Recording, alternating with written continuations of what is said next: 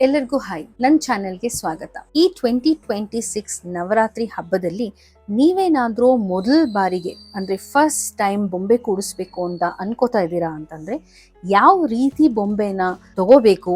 ಒಂದು ಸತಿ ನೀವು ಅಂಗಡಿಗೆ ಹೋದ್ರೆ ತುಂಬಾ ವೆರೈಟೀಸ್ ಇರುತ್ತೆ. ಸೊ ಎಲ್ಲಿಂದ ಸ್ಟಾರ್ಟ್ ಮಾಡಬೇಕು, ಅದನ್ನ ಯಾವ ರೀತಿ ಡೆಕೋರೇಟ್ ಮಾಡಬೇಕು, ಏನು ಇಂಪಾರ್ಟೆಂಟ್ ಥೀಮ್ ಇಟ್ಕೋಬೇಕು ಅನ್ನೋದನ್ನ ನಾನು ಈ ವಿಡಿಯೋನಲ್ಲಿ ತೋರಿಸ್ಕೊಡ್ತೀನಿ. ಮೊದಲನೇದಾಗಿ ನಾನು ಇಟ್ಕೊಳ್ಳುವಂತ ಜಾಗ ಏನಿದೆ, ಬೊಂಬೆ ಕೂಡ್ಸೋಂತ ಜಾಗನ ಕ್ಲೀನ್ ಮಾಡ್ತಾ ಇದ್ದೀನಿ. ಇಲ್ಲಿ ನಾನು ಯಾವುದೇ ರೀತಿ ಸ್ಟೆಪ್ಸ್ ಆಗ್ಲಿ, ವುಡನ್ ಸ್ಟೆಪ್ಸ್ ಆ ತರದ್ ಏನು ತಗೋತಾ ಇಲ್ಲ. ಒಂದು ಸಿಂಗಲ್ ಟೇಬಲ್ ಮಾತ್ರನೇ ಇರೋದ್ರಲ್ಲಿ ನಾನು ಇಟ್ಕೋತಾ ಇದ್ದೀನಿ. ಈ ಟೇಬಲ್ ನ 2 ಸ್ಟೆಪ್ಸ್ ಆಗಿ ಯಾವ ರೀತಿ ಮಾಡೋದು ಅಂತ ಇವಾಗ ತೋರಿಸ್ತೀನಿ. ಇದು ನಮಗೆ ಬೇಸ್ 2 ಲೆವೆಲ್ ಅಲ್ಲಿ ಇದ್ರೆ ಅದು ನೋಡಕ್ಕೆ ತುಂಬಾ ಚೆನ್ನಾಗಿ ಕಾಣಿಸುತ್ತೆ, ಬೊಂಬೆಗಳು ಓವರ್ಲ್ಯಾಪ್ ಆಗಲ್ಲ. ಸೊ ಈ ರೀತಿ ನನ್ನ ಹತ್ರ ಒಂದು ಬಾಕ್ಸ್ ಇದೆ. ಸೊ ಈ ಬಾಕ್ಸು ನಂದು ಮೇಕಪ್ ಕಿಟ್ ಅಲ್ಲಿ ಬರೋ ಅಂತದ್ದು, ಬಟ್ ಇದೇ ಇರ್ಬೇಕು ಅನ್ನೋದಿಲ್ಲ. ಇದ್ರ ಬದಲಾಗಿ ನೀವು ಪುಸ್ತಕಗಳು ಕೂಡ ಇಟ್ಕೋಬಹುದು. ಇಲ್ಲಿ ನೋಡಿದ್ರೆ ಅದು ಲೆವೆಲ್ ಆಗಿ ಬರಬೇಕು ಅನ್ನೋದಕ್ಕೆ ಒಂದ್ ಸ್ವಲ್ಪ ಲೆವೆಲ್ ಕಮ್ಮಿ ಇದೆ. ಸೊ ನಾನು ಅದಕ್ಕೆ ಈ ತರ ಒಂದು ಪುಸ್ತಕನ ಇಟ್ಟು ಲೆವೆಲ್ನ ಈಕ್ವಲ್ ಮಾಡ್ತಾ ಇದ್ದೀನಿ. ಈ ಪುಸ್ತಕನ 2 ಕಡೆಯಿಂದನೂ ಇಟ್ಟು ಲೆವೆಲ್ ಜಾಸ್ತಿ ನಾವು ಮಾಡ್ಕೋಬಹುದು. ಇದನ್ನ ಇಟ್ಕೋಬೇಕಾದ್ರೆ ಒಂದು ಗಮನದಲ್ಲಿ ಏನ್ ಇಟ್ಕೋಬೇಕು ಅಂತಂದ್ರೆ, ಬುಕ್ ಸೈಜ್ ಈಕ್ವಲ್ ಆಗಿರ್ಲಿ. ಇವಾಗ ಯಾವ್ದಾದ್ರು ಒಂದು ಕ್ಲಾಸ್ಮೇಟ್ ನೋಟ್ ಬುಕ್ ಆಗಿರ್ಬೋದು, ಅದು ಇವನ್ ಆಗಿರುತ್ತೆ, ಒಂದೇ ತರ ಇರುತ್ತೆ. ಸೊ ನಿಮ್ಗೆ ಡಾಲ್ ಎಲ್ಲೂ ಅಲ್ಲಾಡಲ್ಲ. ಸೊ 2 ಈಕ್ವಲ್ ಆಗಿ ಬಂದಿದೆ. ಇವಾಗ ಇದನ್ನ ನಾವು ಕವರ್ ಮಾಡ್ಕೊಳ್ಳೋಣ. ಈ ಕವರ್ ಮಾಡ್ಕೋಬೇಕಾದ್ರೆ ಜನರಲಿ ಬಟ್ಟೆ ಯೂಸ್ ಮಾಡ್ತಾರೆ. ಇಲ್ಲಿ ಬಿಳಿ ಬಟ್ಟೆ ಯೂಸ್ ಮಾಡ್ಬೋದು, ಲೈಕ್ ಪಂಚೆ ತರ ಯೂಸ್ ಮಾಡ್ಬೋದು, ಅಥವಾ ಕಲರ್ಡ್ ಬಟ್ಟೆ ಕೂಡ ಯೂಸ್ ಮಾಡ್ಬೋದು. ನಾನು ಜನರಲಿ ಹಳೆ ಸೀರೆ, ತುಂಬಾ ಹಳೇದಾಗಿರುವಂತ ಕಲರ್ಡ್ ಸೀರೆ, ಡಾರ್ಕ್ ಕಲರ್ ಸೀರೆನ ನಾನು ಯೂಸ್ ಮಾಡ್ತೀನಿ. ಬಟ್ ಇದು ಚಿಕ್ಕ ಕಾನ್ಸೆಪ್ಟ್ ಆಗಿರೋದ್ರಿಂದ ಇಲ್ಲಿ ನಾನು ಈ ಒಂದು ಬ್ಯಾಕ್ ಡ್ರಾಪ್ ನ ತುಂಬಾ ಹಿಂದೆ ತರಿಸಿದ್ದೆ. ಆ ಬ್ಯಾಕ್ ಡ್ರಾಪ್ ಅಲ್ಲಿ ಆಲ್ರೆಡಿ ಈ ತರ ರಂಗೋಲಿ ಹಾಕಿರೋ ಅಂತ ಪೇಂಟಿಂಗ್ ಇದೆ. ಬೇಸಿಕ್ ಆಗಿ ಇದು ತುಂಬಾ ಇಂಪಾರ್ಟೆಂಟ್. ಇದು ಲುಕ್ ನ ನೀಟಾಗಿ ಕೊಡುತ್ತೆ. ಹಿಂದೆಗಡೆ ನಾವು ಏನ್ ಹಾಕಿ ಕವರ್ ಮಾಡಿದೀವಿ ಅನ್ನೋದನ್ನ ಇಲ್ಲಿ ತೋರ್ಸೋದಕ್ಕೆ ಬಿಡಲ್ಲ. ನೀಟ್ ಲುಕ್ ಬರೋದಕ್ಕೆ ಇದು ತುಂಬಾ ಚೆನ್ನಾಗಿರುತ್ತೆ. ಈ ತರ ಇಲ್ಲಿ ನಾವಿವಾಗ 2 ಸ್ಟೆಪ್ ನ ಕ್ರಿಯೇಟ್ ಮಾಡ್ಕೊಂಡಿದೀವಿ. ಇಲ್ಲಿ ನಾನೊಂದ್ ಸ್ವಲ್ಪ ಅದು ಬೀಳ್ಬಾರ್ದು ಅನ್ನೋದಕ್ಕೆ ಸದ್ಯಕ್ಕೊಂದು ಪುಸ್ತಕನ ಇಟ್ಟಿರ್ತೀನಿ. ಸೊ ಏನು ಇಲ್ದಲೇನೆ ನಾವು 2 ಸ್ಟೆಪ್ಸ್ ನ ಇಲ್ಲಿ ಕ್ರಿಯೇಟ್ ಮಾಡಿದೀವಿ. ಸೊ ಈ ರೀತಿ ಕಾಣಿಸುತ್ತೆ. ಮೊದಲನೇ ಸ್ಟೆಪ್ ಇಲ್ಲಿ,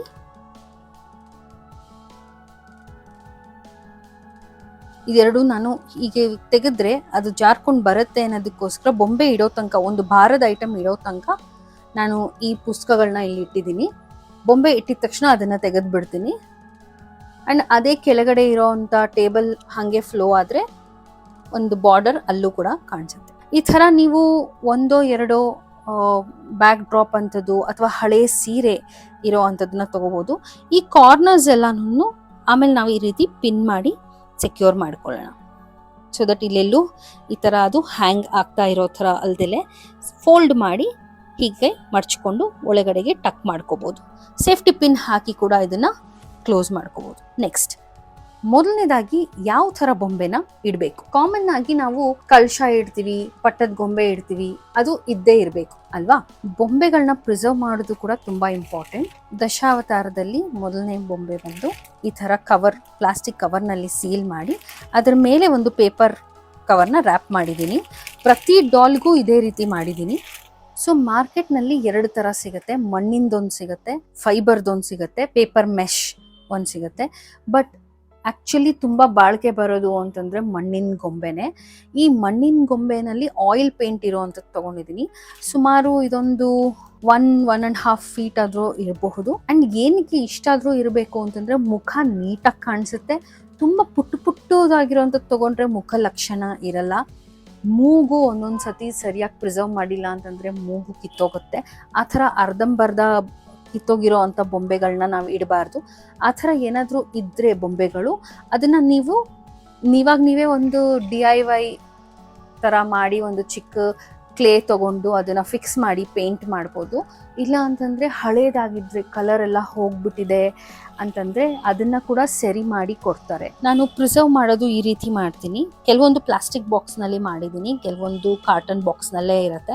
ಇದರಲ್ಲಿ ಏನೇನಿದೆ ಅಂತ ಹೆಸರನ್ನ ನಾನು ಈ ತರ ಬರ್ದ್ಬಿಟ್ಟಿರ್ತೀನಿ. ದಶಾವತಾರಂ, ನಾರದ ಇದೆ, ಶುಕಮುನಿ ಇದೆ, ಇದರಲ್ಲಿ ವ್ಯಾಸ ಇದೆ, ಗರುಡ ಇದೆ, ಹನುಮಾನ್ ಇದೆ ಅಂತ. ಸೊ ಇದು ನನಗೆ ನೋಡಿದ ತಕ್ಷಣನೇ ಗೊತ್ತಾಗೋಗುತ್ತೆ, ಓಕೆ ಈ ಬಾಕ್ಸ್ ನಲ್ಲಿ ಈ ತರ ಗೊಂಬೆಗಳು ನನಗೆ ಸಿಗುತ್ತೆ ಅಂತ. ಸೊ ನಾನು ಮತ್ತೆ ಪ್ರತಿ ವರ್ಷವೂ ವಾಪಸ್ ಇದನ್ನು ಪ್ಯಾಕ್ ಮಾಡಿ ಹೀಗೆ ಇದೇ ಬಾಕ್ಸ್ನಲ್ಲೇ ಇಡ್ತೀನಿ. ಸೊ ನನಗೆ ಕನ್ಫ್ಯೂಷನ್ ಆಗಲ್ಲ. ಇದರಿಂದ ತುಂಬ ಟೈಮ್ ಸೇವ್ ಆಗುತ್ತೆ. ಯಾಕಂದರೆ ನಾನು ಬಾಕ್ಸ್ ಮೇಲೆ ಪ್ರತಿಯೊಂದು ಬಾಕ್ಸ್ ಮೇಲೂ ಬರ್ತಿದ್ದೀನಿ. ಆಮೇಲೆ ಒಂದೊಂದೂ ನಾನು ಈ ಥರ ನ್ಯೂಸ್ ಪೇಪರ್ ಕವರ್ನಲ್ಲಿ ಅದ್ರ ಒಳಗಡೆ ಇರೋದನ್ನು ಪ್ಲಾಸ್ಟಿಕ್ ಕವರ್ನಲ್ಲಿ ಫಿಲ್ ಮಾಡಿದ್ದೀನಿ. ಅದ್ರ ಕೆಳಗಡೆ ಇವಾಗ 2 ಲೇಯರ್ ಇಟ್ಟಿದ್ದೀನಿ. ತುಂಬ ವರ್ಷ ಹಾಗೇ ಇರತ್ತಲ್ವ, ಒಂದ್ರ ಮೇಲೊಂದು ತುಂಬ ಭಾರ ಹಾಕಲ್ಲ ಯಾವುದ್ರ ಮೇಲೂ. ಸೊ ನಾನು ತೂಕ ನೋಡಿ ಹಾಕ್ತೀನಿ. ಒಂದೊಂದು ಲೇಯರ್ ಮಾಡಬೇಕಾದ್ರೂ ಅದ್ರ ಮೇಲೆ ಒಂದಷ್ಟು ಹುಲ್ಲಿಂದು ಪೇಪರ್ದು ಎಲ್ಲ ಸ್ಟಫಿಂಗ್ ಮಾಡಿ ಆಮೇಲೆ ಹಾಕ್ತೀನಿ. ಸೊ ದಟ್ ಪ್ರೆಷರಲ್ಲಿ ಕೆಳಗಡೆ ಇರೋವಂಥ ಗೊಂಬೆಗಳು ಯಾವುದಕ್ಕೂ ಭಿನ್ನ ಆಗಬಾರ್ದು ಅಂತ ಹೇಳಿ. ಬರೀ ದೇವರ ಮನೆಯಲ್ಲಿ ಮಾತ್ರ ಪಟ್ಟದ ಗೊಂಬೆನ ಕೂಡಿಸಿ ಇಟ್ಕೋತಾ ಇದ್ವಿ. ಸೊ ಮೊದಲನೇ ಸತಿ ನಾನು ಓಕೆ ಬೊಂಬೆ ಇಡೋಣ ನಾವು ಅಂತ ಹೇಳಿದಾಗ ನನಗೆ ಕನ್ಫ್ಯೂಷನ್ ಆಗಿದ್ದು ಎಲ್ಲಿಂದ ಸ್ಟಾರ್ಟ್ ಮಾಡಬೇಕು, ಯಾವ ಥರ ಬೊಂಬೆನ ನಾನು ಮೊದಲನೇದಾಗಿ ತೊಗೋಬೇಕು ಅಂತ. ನೀವು ಅಂಗಡಿಗಳಿಗೆ ಮಾರ್ಕೆಟ್ಗಳಿಗೆ ಹೋದರೆ ಸುಮಾರು ವೆರೈಟೀಸ್ ಇರುತ್ತೆ. ಎಲ್ಲಿ ಸ್ಟಾರ್ಟ್ ಮಾಡಬೇಕು ಅಂತ ನಮಗೆ ಗೊತ್ತಿರೋದಿಲ್ಲ.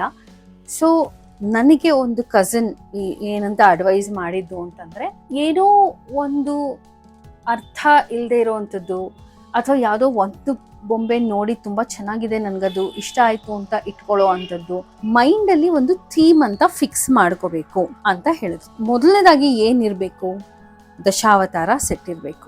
ಇದು ಕಾಮನ್. ಆವಾಗ ನಿಮಗೆ ಒಂದು ಸೆಟ್ ಅಂದ್ರೇ 10 ಗೊಂಬೆಗಳು ಬರುತ್ತೆ. ನೆಕ್ಸ್ಟ್ ಇರೋವಂಥ ದಸರಾನಲ್ಲಿ ಮೇನ್ ಏನು, ಸರಸ್ವತಿ ಹಬ್ಬ, ದುರ್ಗಾಷ್ಟಮಿ, ವಿಜಯದಶಮಿ, ಲಕ್ಷ್ಮಿ ಹಬ್ಬ.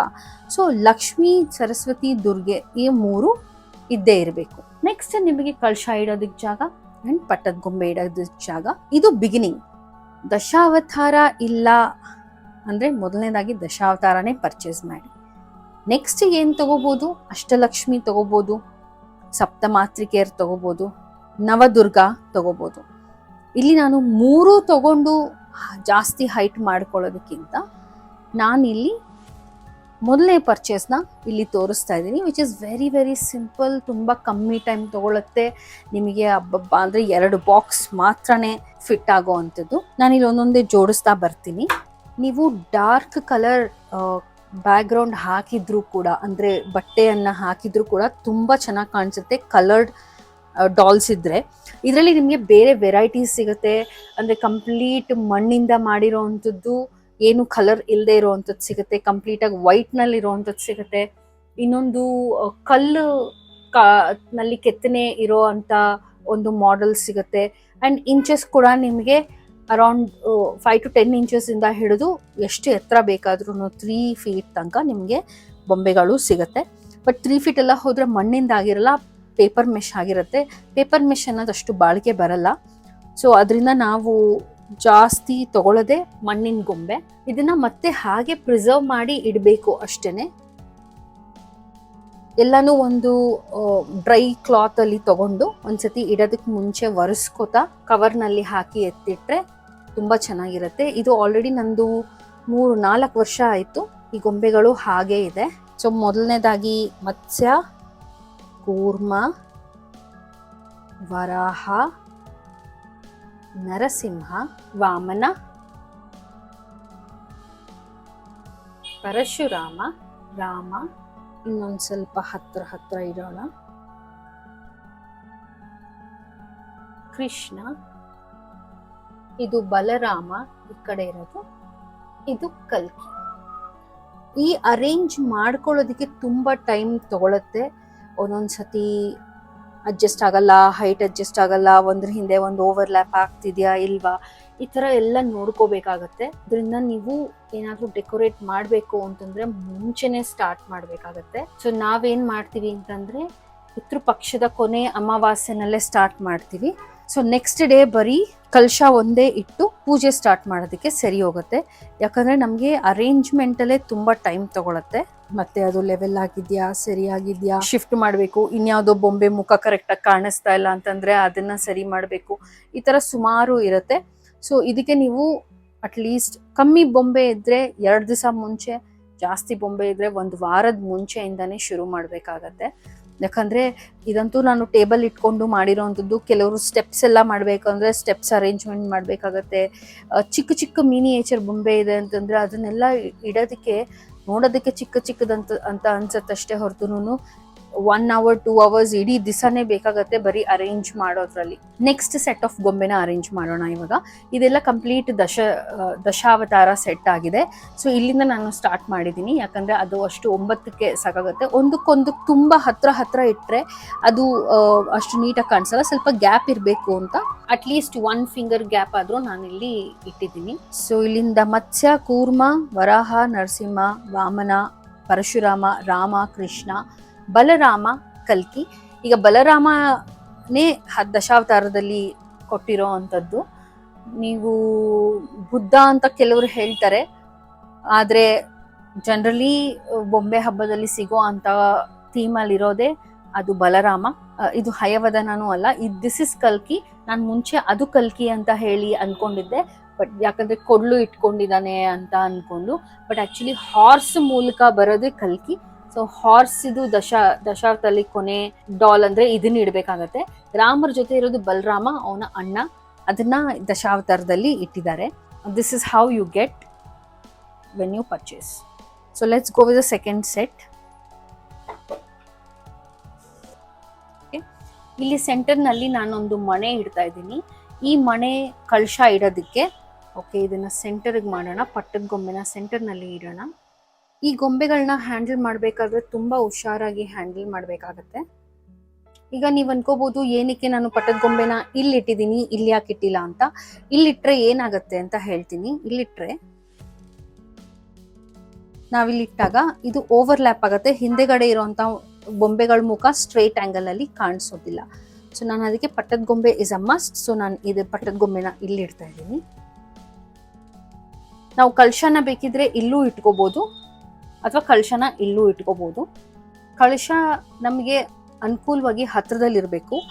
ಯಾಕೆ ಅಂತಂದ್ರೆ ಕಳಶನ ನಾವು ಪ್ರತಿ ಬಾರಿ ಚೇಂಜ್ ಮಾಡ್ತಾ ಇರಬೇಕಾಗತ್ತೆ. ಕಳಶದಲ್ಲಿರೋ ಎಲೆ ಆಗಿರ್ಬೋದು ಅಥವಾ ಅದರಲ್ಲಿರೋ ಅಂಥ ಹೂವಾಗಿರ್ಬೋದು, ನಾವು ಚೇಂಜ್ ಮಾಡ್ತಿರ್ಬೇಕಾಗತ್ತೆ. ಇದನ್ನ ನಾನು ಈ ಒಂದು ಮಣೆ ಮೇಲೆ ಇಟ್ಟಿದ್ದೀನಿ. ಕಳಶಕ್ಕೆ ಇಲ್ಲೊಂದು ಮಣೆನ ಇಡೋಣ. ಇಲ್ಲಿ ನೀವು ನೋಡ್ಬೇಕಾಗಿರೋದು ಏನು ಅಂತಂದ್ರೆ ಡಿಫ್ರೆನ್ಸ್ ಆಫ್ ಪೇಂಟಿಂಗ್.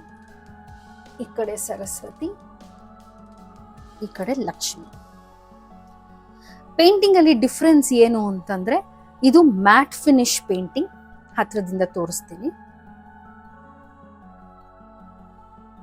ಆದ್ರೆ ಇದೆಲ್ಲ ಗ್ಲಾಸಿ ಫಿನಿಶ್ ಪೇಂಟಿಂಗ್. ನೀವು ನೋಡ್ಬೋದು ಪೇಂಟಿಂಗ್ ನಲ್ಲೆಲ್ಲ ಕಂಪ್ಲೀಟ್ ಆಗಿ ಶೈನಿಂಗ್ ಇದೆ. ಬಾಡಿನಲ್ಲಾಗ್ಲಿ ಪೇಂಟಲ್ಲಾಗ್ಲಿ ಇಲ್ಲೆಲ್ಲ ಶೈನ್ ಇದೆ. ಸೊ ಇದು ಗ್ಲಾಸ್ ಫಿನಿಶ್ ಮತ್ತೆ ಆಯಿಲ್ ಪೇಂಟ್. ಇದು ಅಕ್ರಿಲಿಕ್ ಕಲರ್ಸ್ ಇಂದ ಮಾಡಿರ್ತಾರೆ, ಬಟ್ ಏನು ಹೋಗಲ್ಲ. ನೀವು ಒದ್ದೆ ಬಟ್ಟೆನಲ್ಲಿ ಒರೆಸೋದಕ್ಕಿಂತ ಡ್ರೈ, ನಾನು ಮೇಕಪ್ ಬ್ರಷ್ ಒಂದು ಇಟ್ಕೊಂಡ್ಬಿಟ್ಟಿದ್ದೀನಿ. ಆ ಬ್ರಷ್ ಅಲ್ಲಿ ಸುಮ್ಮನೆ ವೈಪ್ ಮಾಡಿಬಿಡ್ತೀನಿ. ಯಾಕಂದ್ರೆ 10 ದಿವಸ ಇದು ಹೊರಗಡೆನೇ ಇರುತ್ತೆ.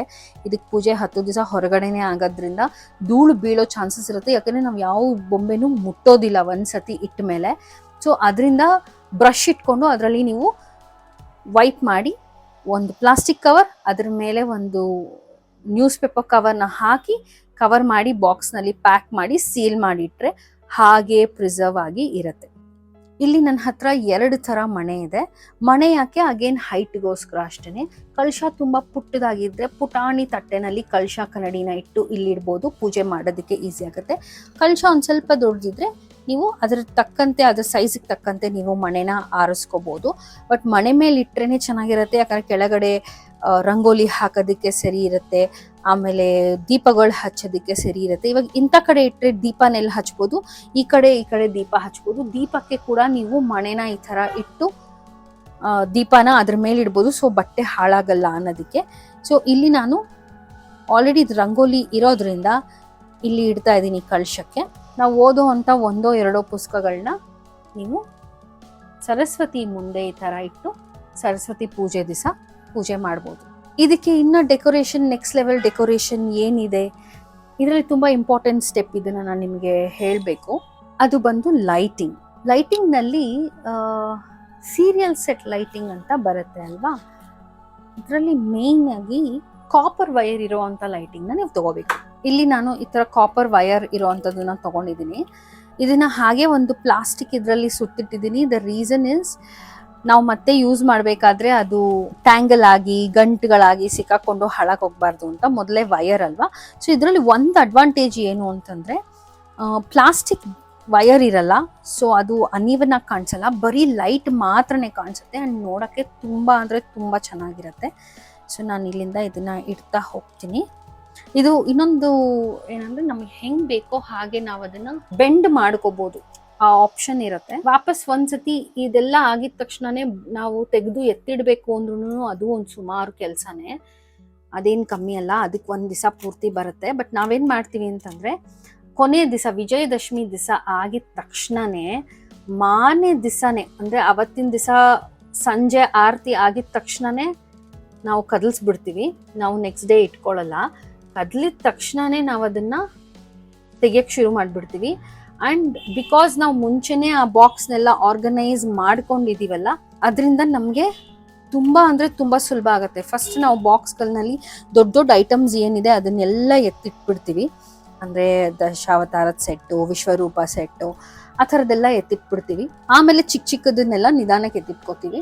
ಅದ್ರ ಮೇಲೆ ನಾವು ಆಲ್ರೆಡಿ ಬರ್ದಿರ್ತೀವಲ್ಲ, ಸೊ ಅದರಿಂದ ಇಟ್ ಬಿಕಮ್ಸ್ ವೆರಿ ಈಸಿ.